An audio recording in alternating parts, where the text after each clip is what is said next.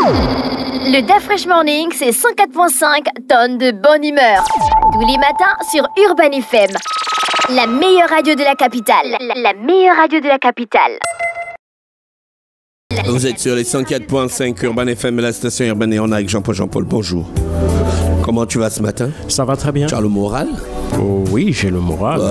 Ouais, mais Mbappé, Tom Mbappé, vraiment, on s'en sort pas avec lui. Hein. Ça viendra. Il est encore jeune. Vous allez être éliminé pour la Champions League. C'est pas grave, l'année prochaine, on reviendra plus fort. C'est ce qu'on a toujours l'habitude de faire. Donc, tu restes optimiste? Oh, oui, moi, je n'ai absolument aucun problème avec ça.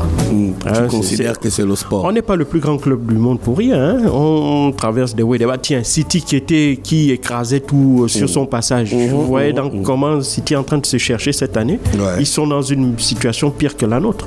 Mais bon, je sais qu'avec les effectifs qu'ils ont et avec le coach Pep Guardiola, il va trouver des solutions. D'accord. C'est ça. On va combien d'années en arrière? Bon, d'abord, aujourd'hui, 5 décembre, nous allons faire deux choses. D'abord, un anniversaire et une commémoration. Pour l'anniversaire, on a un fidèle auditeur qui a 16 ans aujourd'hui, qui s'appelle Steve. Et donc, on lui souhaite un joyeux anniversaire. Alors, pour la commémoration, on va aller 30 ans en arrière et on va parler d'un mémorandum qui avait souvent été repris il y a 2 ans dès le déclenchement de la guerre entre la Russie et l'Ukraine.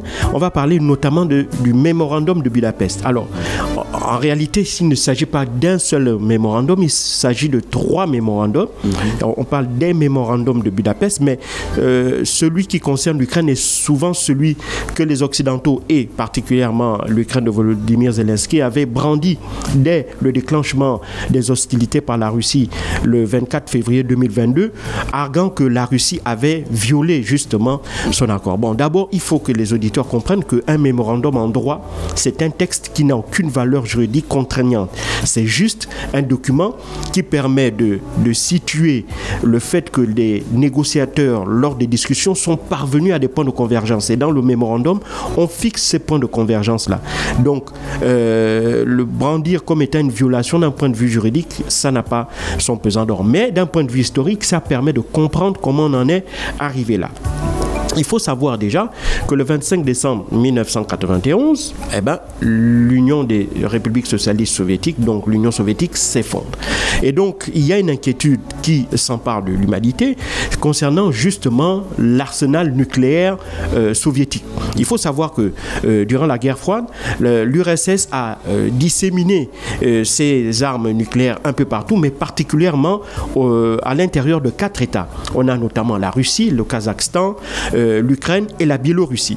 Et donc, les mémorandums de Budapest, donc il faut comprendre que dès la dissolution de l'Union soviétique, les autres puissances, la Chine, les États-Unis, la France, l'Angleterre, vont considérer que seule la Russie est tenue à respecter les engagements relatifs à l'URSS, notamment dans le domaine militaire et particulièrement dans celui des armes nucléaires. Et donc, par conséquent, la Biélorussie, le Kazakhstan et l'Ukraine étaient donc tenus à la fois de restituer l'arsenal nucléaire qui était présent sur leur territoire et de signer le traité de non-prolifération de l'arme atomique. Pourquoi?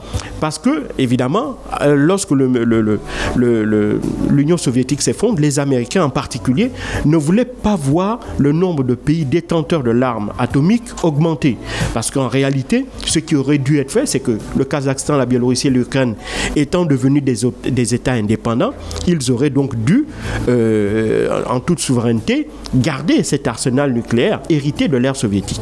Mais ce sont les Américains qui vont mettre la pression en estimant que sur ces 4 États-là, seule la Russie avait, d'un point de vue juridique et historique, le droit d'hériter, si tu veux, des privilèges en matière d'armement militaire et en matière d'armes atomiques héritées de l'ère soviétique. Et par conséquent, Il va donc y avoir des discussions entre ces trois pays-là, pas seulement entre ces trois pays, dont disons les quatre pays, la Russie, le Kazakhstan, la Biélorussie et l'Ukraine, et d'autres États qui devaient garantir en quelque sorte cet accord, on peut dire entre guillemets.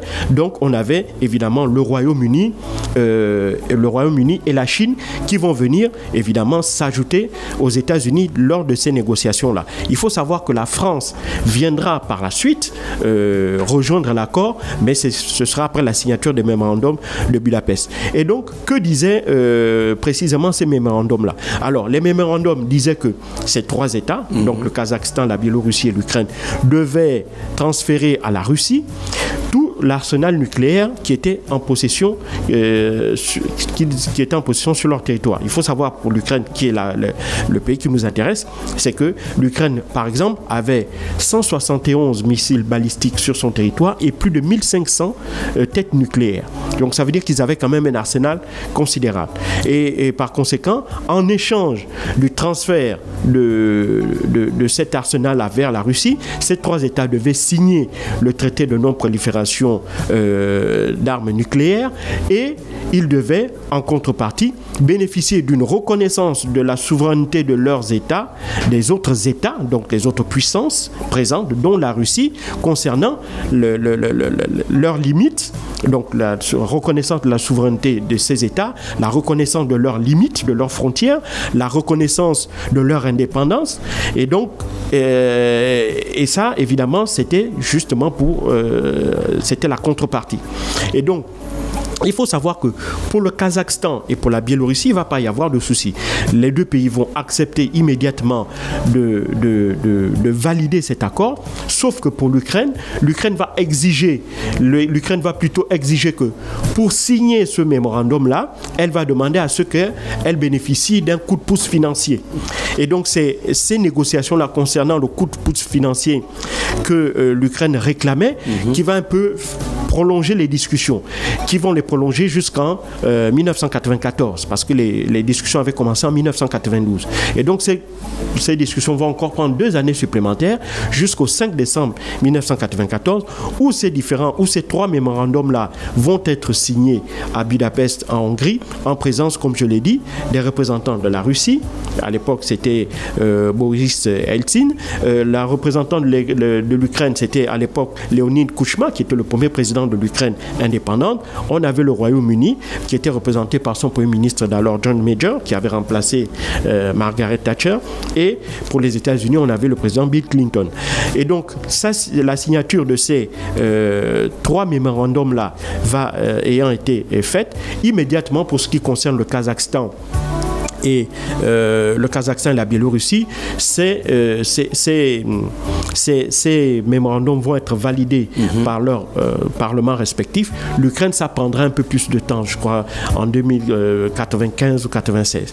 Cependant, il faut savoir que, évidemment, l'usage dans ce mémorandum, ces 3 pays-là étaient protégés contre un potentiel usage de l'arme atomique contre leur territoire. C'est-à-dire qu'en échange aussi du fait qu'on reconnaisse l'intégrité et la souveraineté de ces gouvernements-là sur ces États, ou la souveraineté de ces États sur ces territoires, la Russie ne devait jamais faire usage de l'arme atomique contre l'un de ces 3 États. La Russie, en cas de difficulté à interpréter le contenu de ces mémorandums, devait en discuter avec les autres parties prenantes, donc le Royaume-Uni, les États-Unis et les États concernés. Et enfin, la Russie, bien entendu, devait veiller à ce que ces armes-là, toutes ces armes utilisées, enfin, qui sont revenues sur son territoire, soient conformément au traité START, qui était encore en vigueur et qui va s'achever en 2009, le traité de réduction de l'arsenal nucléaire à la fois russe et américain. Et donc, ces traités-là, ces armes nucléaires qui étaient rétrocédées à la Russie, devaient ensuite, en partie, être détruites pour être conformes, si tu veux, au traité START qui avait été signé à partir de 1987 entre les États-Unis et ce qui était l'Union soviétique. Donc, c'est un peu dans ce contexte-là que l'on est. Et donc, lorsque le 24 février 2022, la Russie lance son invasion contre l'Ukraine, la première chose que Volodymyr Zelensky fait, c'est qu'il demande aux alliés américains et britanniques de lui venir en aide en envoyant des troupes, en participant directement au conflit, arguant le fait que la Russie a violé justement le mémorandum de Budapest. Et ce même mémorandum qui garantissait, qui apportait des garanties de sécurité à l'Ukraine vis-à-vis de la Russie.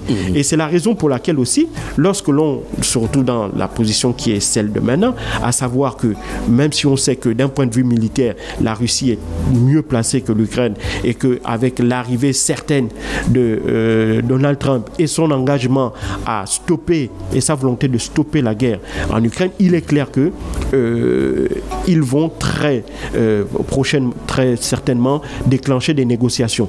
Or, la question de ces négociations-là va dépendre aussi de l'avenir en termes de sécurité de l'Ukraine. C'est la raison pour laquelle Volodymyr Zelensky voudrait que des garanties supplémentaires en matière de sécurité soient apportées à l'Ukraine en l'échange certainement de l'abandon d'une partie de son territoire à la Russie. Parce qu'il est clair que les zones, à peu près 18% du territoire ukrainien qui est entre les mains de la Russie, l'Ukraine ne pourra jamais les reconquérir d'un point de vue militaire. Ce que Volodymyr Zelensky espère, c'est que d'une part, il laisse peut-être ces territoires-là à la Russie et que par la suite, l'Ukraine devait reconquérir ces territoires-là par voie diplomatique. Qu'est-ce qu'il entend par voie diplomatique? Il espère que dans les années ou les décennies à venir, avec les effets des sanctions, que l'économie russe pourrait s'effondrer et que une Russie affaiblie économiquement serait ensuite contrainte par les États occidentaux de céder ces territoires qu'elle a conquis militairement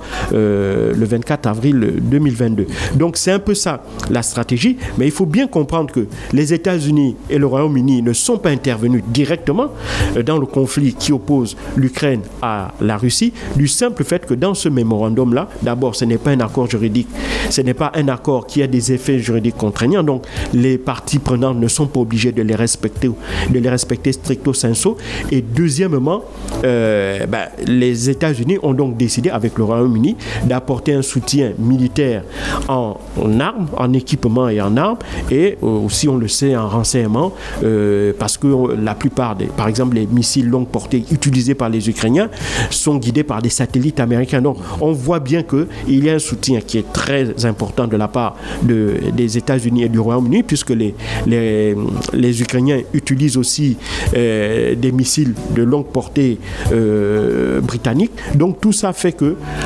les Britanniques et les Américains apportent plutôt un soutien militaire multiforme, mais n'interviennent pas directement dans le conflit. Pourquoi? Parce qu'évidemment, ils ne sont pas tenus de respecter les engagements qu'ils avaient pris dans les mémorandums de Budapest. Merci Jean-Paul qui revenait 30 ans en arrière. Bon, c'est pas trop l'histoire, hein, c'est contemporain. C'est contemporain. Merci d'être avec nous ce matin sur les 104.5 Urban FM, la station urbaine. On reste toujours connecté dans le Da Fresh Morning, le réveil matinal, le plus haut de la capitale sur la radio, le plus haut de la capitale. Le Da Fresh Morning, c'est 104.5 tonnes de bonne humeur. Tous les matins sur Urban FM. La meilleure radio de la capitale. La meilleure radio de la capitale.